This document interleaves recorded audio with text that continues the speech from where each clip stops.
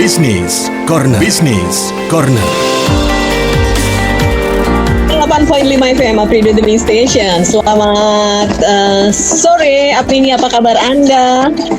Kembali lagi saya Santi Rosalia bersama Anda dalam Bisnis Corner. Dan kali ini kita menggandeng Womenpreneur Community Semarang, Chapter Semarang. Dan kita akan menghadirkan sosok-sosok yang luar biasa dari WPC ini. Tentu saja untuk kita belajar bersama-sama bagaimana menjadi perempuan yang mandiri, bisa menjadi coachingnya untuk keluarga. Nah, hari ini yang perdana nih, Womenpreneur Community Chapter Semarang, kita ketemu dalam Business Corner bersama Apridio ini. Kita menghadirkan sosok desainer yang luar biasa, produk lokal dari Semarang saja, tapi insya Allah nanti mendunia ya. Ada Mbak Nancy Mansur. Selamat sore Mbak, Assalamualaikum. Waalaikumsalam Mbak Shanti. Apa kabar Mbak Nancy? Ini suaranya, ya suaranya Mbak Shanti terputus. Suara Mbak Nancy sudah cukup jelas. Ya, jadi kalau suara saya jelas kah? Jelas sekali. Tapi memang lembut ya suaranya Mbak Nancy ya. Iya. Baik. Mbak Nancy sehat ya semuanya? Sehat Mbak Nancy? Ya. Sehat ya? Oke. Baik. Ini memang karena terkendala dengan sehat. mungkin bisa dibantu ya. Karena Mbak Nancy cukup untuk mungkin harus digital ini kendala hal kan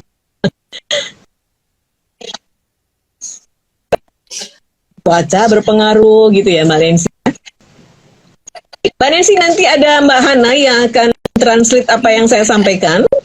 Ya, nanti Mbak Nancy bisa baca di bawah ya, di note. Ya, di note-nya di Instagram itu nanti Mbak Hana akan membantu apa yang saya sampaikan, sehingga nanti apa yang saya sampaikan ini bisa dijawab oleh Mbak Nancy ya.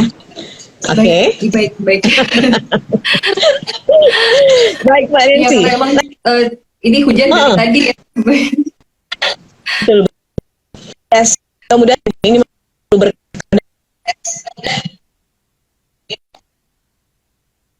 sosial medianya ya, judulnya itu ya, brandnya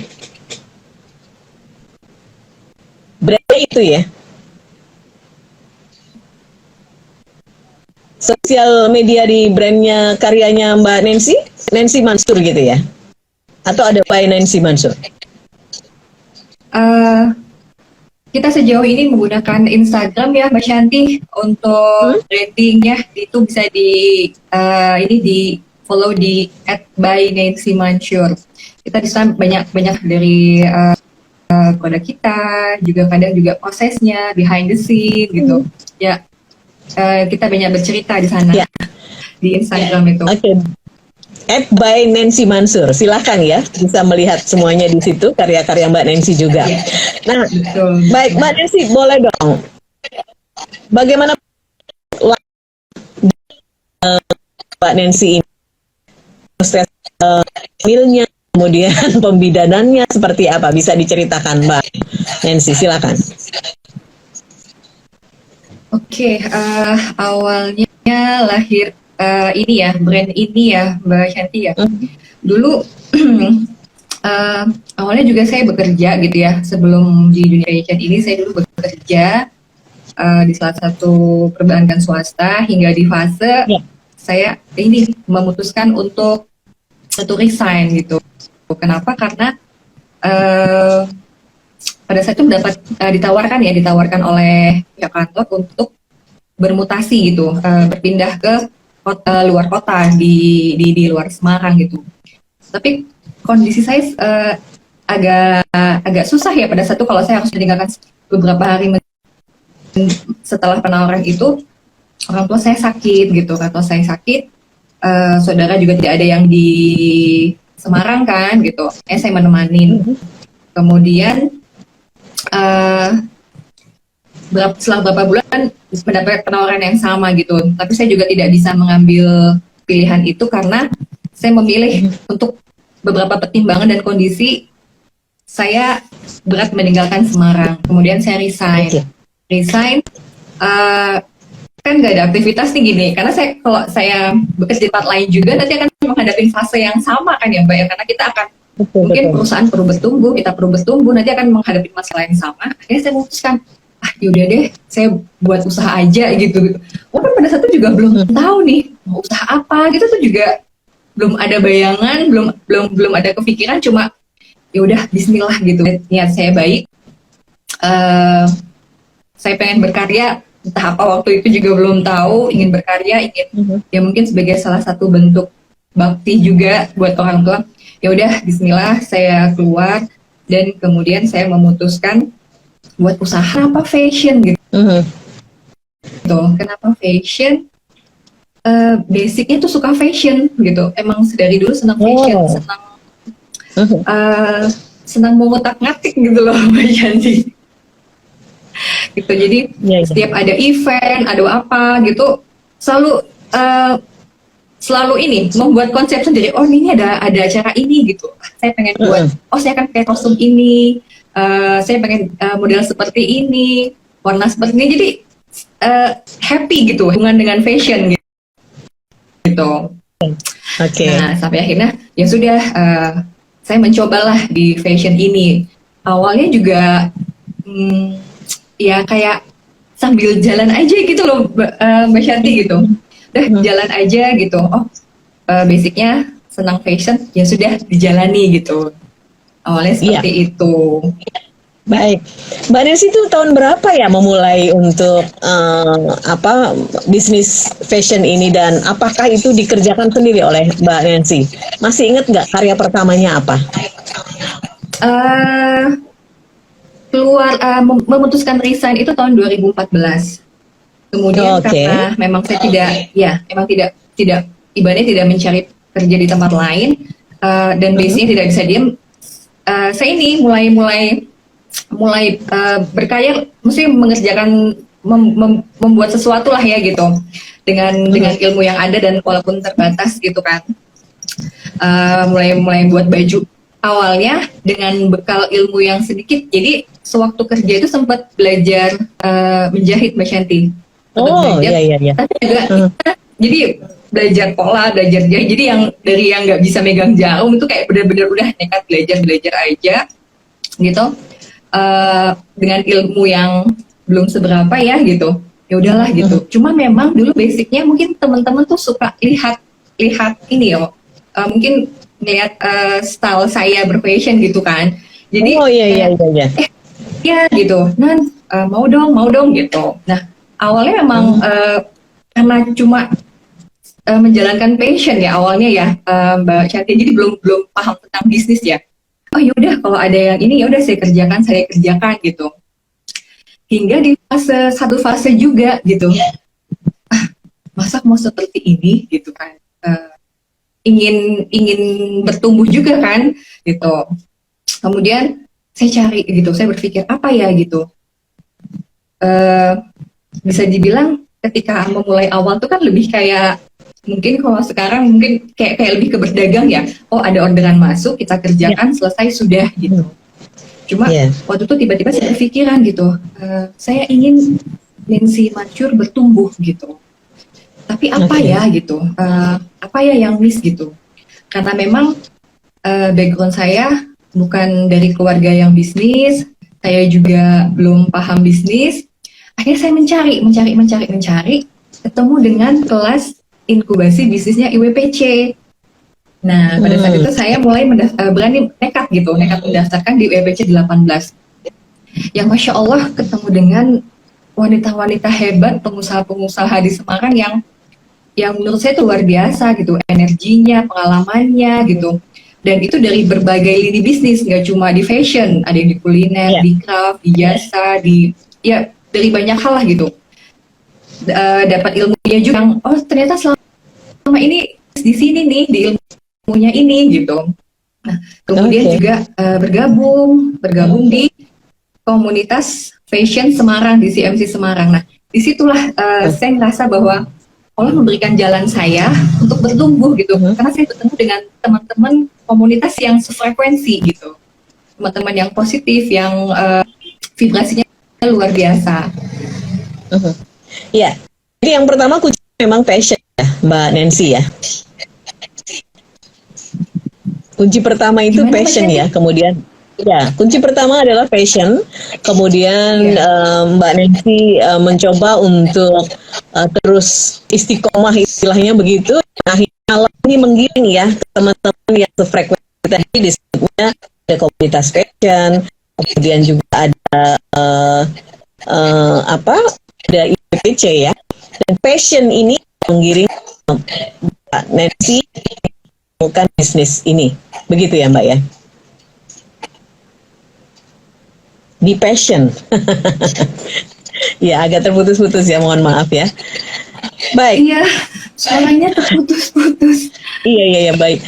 Jadi passion itu yang menjadi kunci pertama ya dari Mbak Nancy ya. Iya, passion dan sebenarnya juga ada campur tangan orang tua juga ya gitu. Terutama dulu waktu itu ibu ya, mama tuh pengen lihat anak perempuannya tuh punya skill gitu. Selain dulu saya tuh tipe yang workaholic banget, Mbak Shanti tipe yang workaholic banget. Jadi sangat enjoy bekerja di luar rumah tuh, sangat enjoy sekali gitu. Mungkin mama saya pengen menumbuhkan sisi feminitas anaknya ini, kok betah banget tuh ya. Nah terus dimintalah untuk belajar gitu. Ya udah saya ikutin aja gitu. Tapi memang berawal dari passion terus kemudian saya jalani, dan di proses menjalani itu memang jadi semakin tertrigger untuk tahu lebih dalam, Mbak Shanti gitu. Jadi yang awalnya ini saya kan dulu kan juga belum tidak terlalu pintar menggambar ya. Itu saya juga mempelajarin ilmu desain gitu, belajar mendesain, menggambar gitu.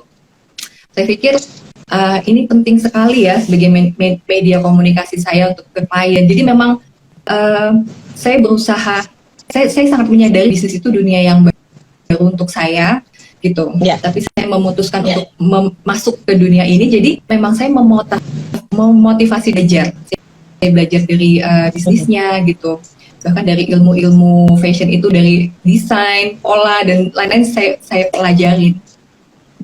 Ya, baik. Mbak Nancy, ini prosesnya bagaimana nih kalau sudah terjun ya, kemudian di tahun 2014 akhirnya seiring berjalan waktu ketemu dengan IWPC, dan di IWPC ini betul-betul digembleng ya Mbak Nancy ya? Betul. Itu kita benar-benar yang ibaratnya tuh dulu saya kayak rasa, wah ini tuh kayak sekolah S2 tapi dalam fase waktu 3 atau 4 bulan waktu itu. Oke. Betul.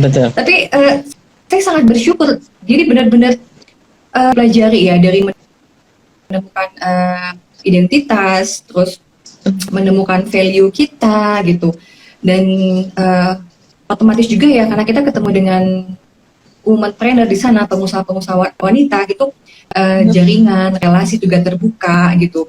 Dan yang terpenting lagi adalah itu tadi kita menemukan orang-orang yang sefrekuensi, sefribasi. Jadi kita kayak saling auto energi positifnya tuh dapat banget. Iya betul. Itu sangat terbantu. Oh iya. Bagaimana proses perjalanan Nancy Mansur ini setelah 7 tahun berarti ya? Ini masuk ke 7 tahun ya? Halo, iya? Ya. Boleh diceritakan sekarang seperti apa bisnisnya? Halo?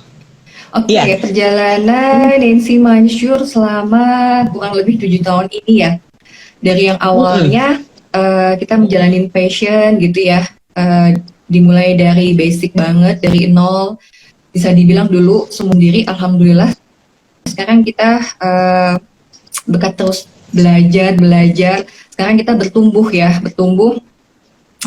Alhamdulillah dengan adanya tim yang membantu, dan juga ibaratnya Nancy Mansur juga menemukan dengan seiringnya waktu tuh menemukan segmennya gitu loh, Mbak Shanti. Oke. Gitu. Walaupun juga kemarin ya, gitu, ketika kita sudah banyak bertumbuh itu setelah mengikuti kelas IWPC ya, itu mulai paham gitu bagaimana sih membangun sistem, bagaimana membangun tim gitu, bagaimana sih ini untuk marketingnya, sellingnya, terus brandingnya itu semua dikupas tuntas lah. Mulai dari situ kita mulai bertumbuh gitu. Ibaratnya nih Nancy Mansudi baru mau naik gini kan ya Mbak Shanti, terus tiba-tiba pandemi datang. Itu Iya, betul. pandemi datang itu wah, itu tuh benar-benar wah, kita tuh kayak alam semesta tuh meminta kita kayak untuk vakum ya, untuk vakum sejenak ya. Iya. Itu tuh lumayan seperti apa ya, guncangan ya. Gitu. Iya. Itu vakum dah. Akhirnya kita juga mencoba menenangkan diri dan menerima keadaan dulu. Wah, ini ternyata pandeminya seperti ini gitu. Dan itu kan awal tahun bulan Maret atau April 2020 gitu. Iya, ini udah kita nggak tahu sampai kapan. Ini bagaimana nih planning yang udah disusun gitu, target-target yang udah ada udah. Oh ya sudahlah gitu. Langsung merubah mindset pada saat itu, maksudnya ya udah deh, yang penting kita survive dulu gitu.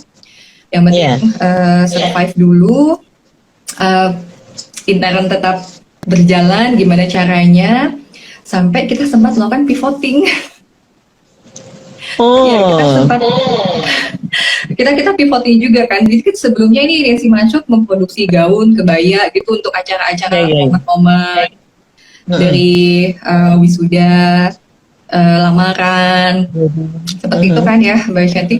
Terus kita bergeser membuat masker akhirnya gitu, karena karena saya membaca pada saat itu kita sangat digaungkan untuk jaga jarak, stay at home gitu kan, bekerja dari rumah gitu. Terus saya perhatiin ini pola hidup kita bergeser nih gitu, kebutuhannya pasti bergeser gitu. Ini untuk survive saya harus bagaimana gitu kan. Saya mencari tahu, oh apa sih yang dibutuhkan gitu dengan kondisi saat ini, karena fokusnya kesehatan kan, masker, APD, vitamin dan segala macam gitu. Oh ya udah, saya memilih, oh ya udah nih kita produksi masker gitu, dengan pemikiran bahwa yang penting produksi tetap jalan gitu, jangan sampai stuck gitu. Udah kita produksi masker, simple aja pemikirannya, yang penting tetap jalan aja, ini produksi tetap jalan. Tapi memang ekspektasinya realitanya tuh di luar ekspektasi saya gitu Mbak Shanti gitu. Responnya justru sangat baik gitu. Jadi pemesanan masker itu bisa sampai di luar Semarang. Gitu. Iya. Iya gitu, kayak oh ternyata ini ya gitu, maksudnya kita bisa menjangkau segmen di luar Semarang gitu. Nah dari situ muncul lagi wah gimana nih kalau yang baju itu kita tawarkan untuk pemesanan online gitu, karena kan klien-klien itu terutama klien baju custom ya, mereka terbiasa dengan offline gitu, karena katanya lebih nyaman, kalau custom tuh memang benar-benar pengen yang sesuai dengan keinginan banget gitu, dari ukuran, desain dan segala macam gitu. Nah tapi karena pola hidupnya sudah bergeser, saya mencoba mengedukasi gitu, kita bisa loh pemesanan secara online, dan kita akan guiding gitu. Kita guiding dari desainnya, dari pemilihan bahannya segala macam, terutama pengukuran itu kita guiding semua gitu. Dan walaupun butuh waktu, alhamdulillah responnya baik. Iya betul. Iya, Mbak Nancy, ini berarti begitu 5 tahun kemudian, kalau pertumbuhan anak itu 5 tahun kan lagi lucu-lucunya gitu ya, mau bertumbuh, tetapi karena tahun 2020 itu ada pandemi, akhirnya mau nggak mau harus beradaptasi Ya. Nah, Mbak Nancy, ini bagaimana mentreatment? Artinya ada sebuah edukasi yang harus diberikan Mbak Nancy ya kepada customer ya. Bagaimana untuk custom pun bisa melalui online, tidak harus bertatap muka karena memang masih dalam kondisi seperti ini. Seperti apa yang dilakukan oleh secara teknis di lapangan?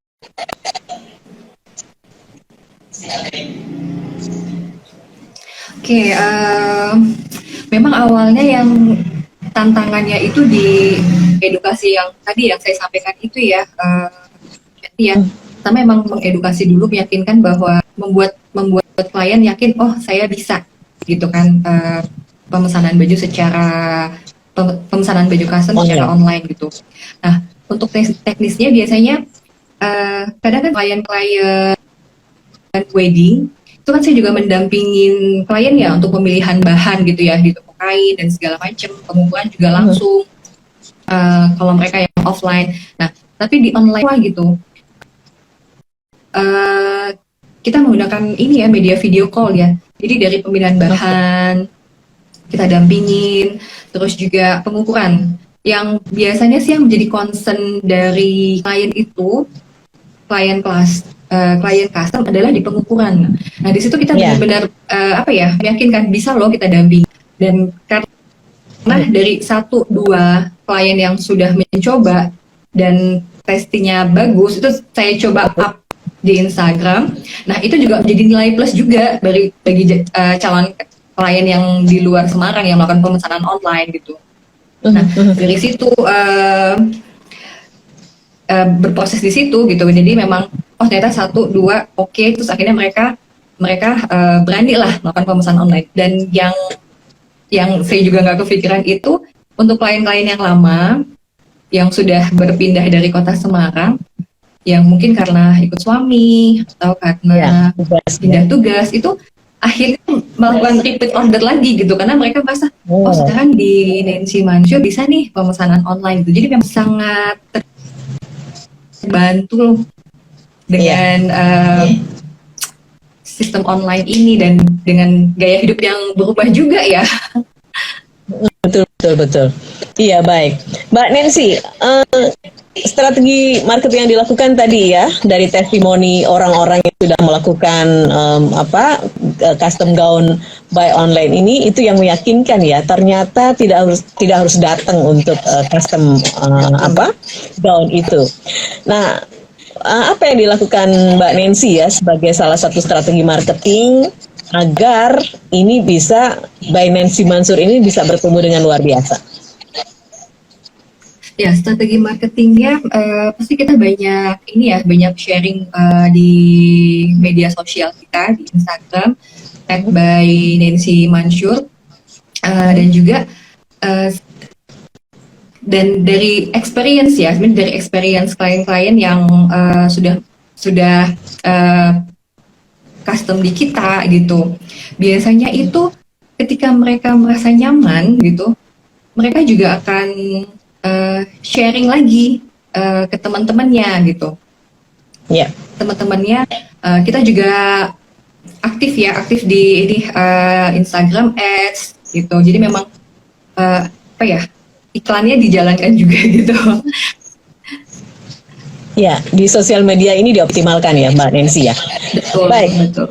Mbak Nancy, kalau boleh tahu apa ciri khas dari karya by Nancy Mansur ini, Mbak? Sehingga misalnya nih, kalau ada orang pakai itu, wah itu karya Nancy Mansur gitu. Apa, Mbak? Ini, saya coba menggali dari klien ya gitu. Kenapa sih gitu ngebuatin baju di Mansur gitu.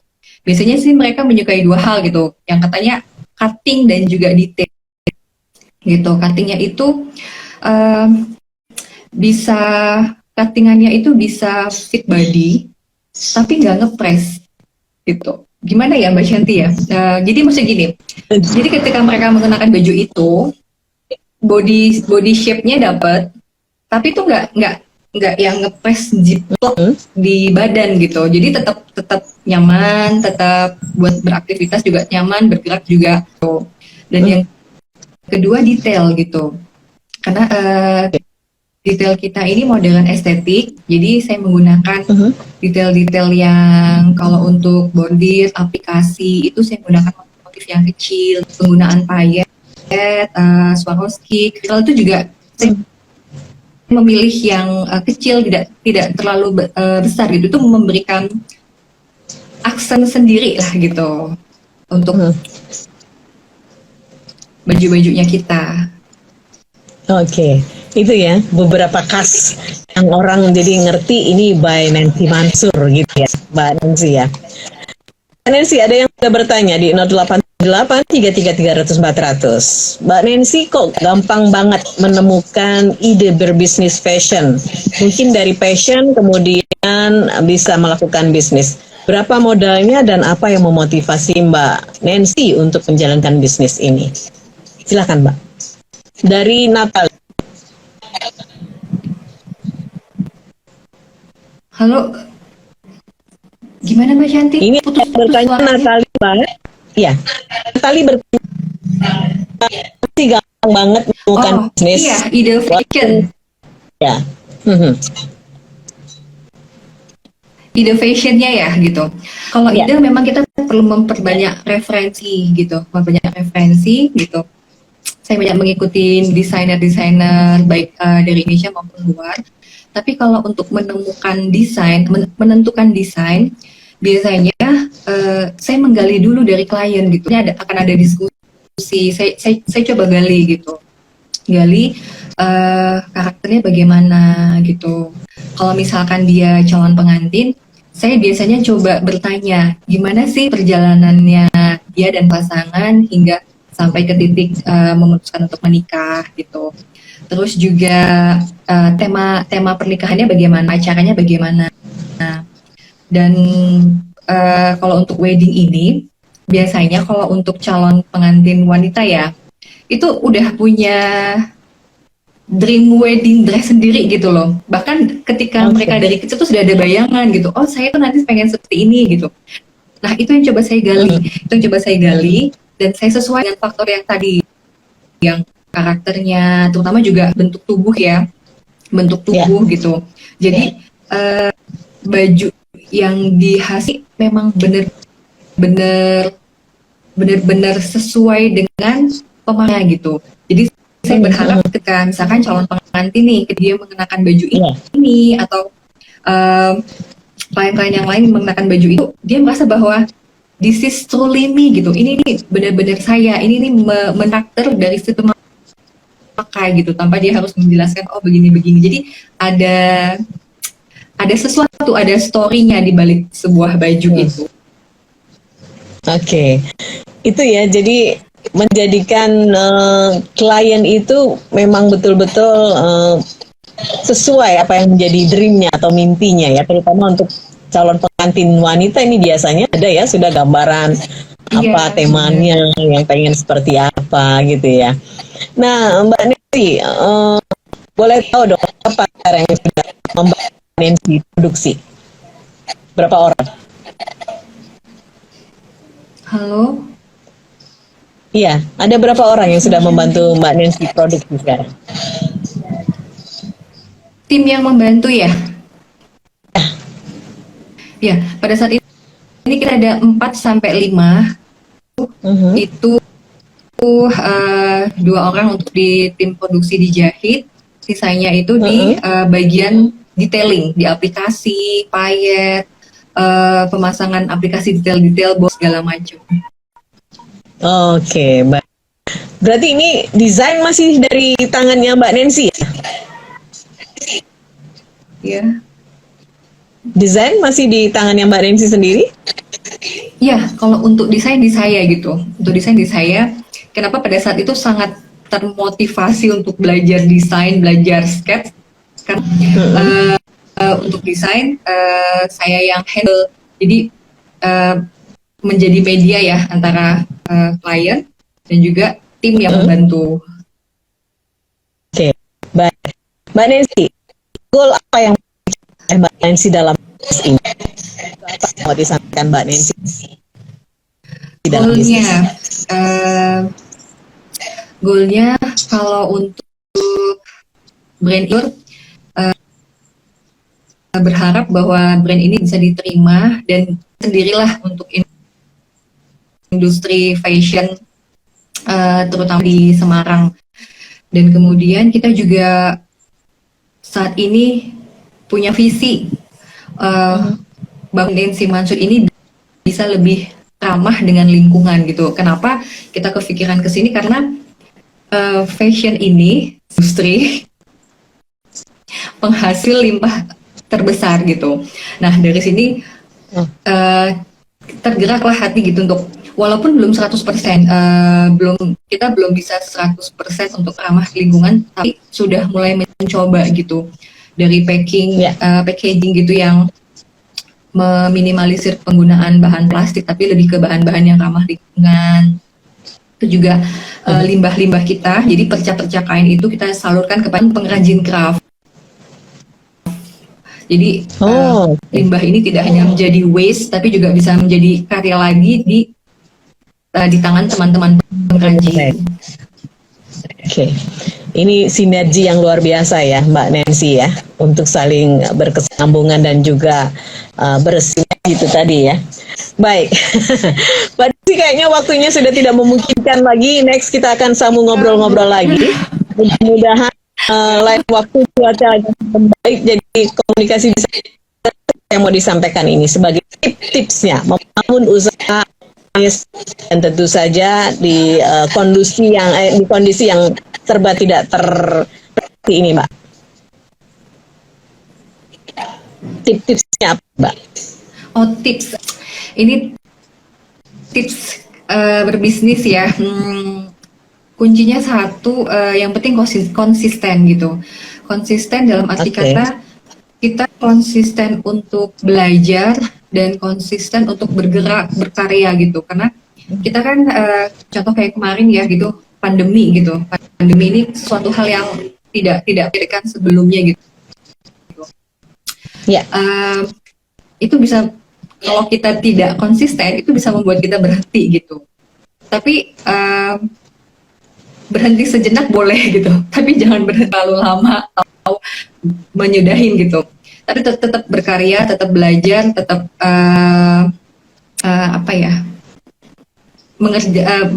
berkarya lah ya, gitu. Sehingga nanti kita akan bisa membaca, oh peluang ini, ada peluang ini gitu. Jadi kita tetap konsisten dengan pilihan kita, dengan usaha kita.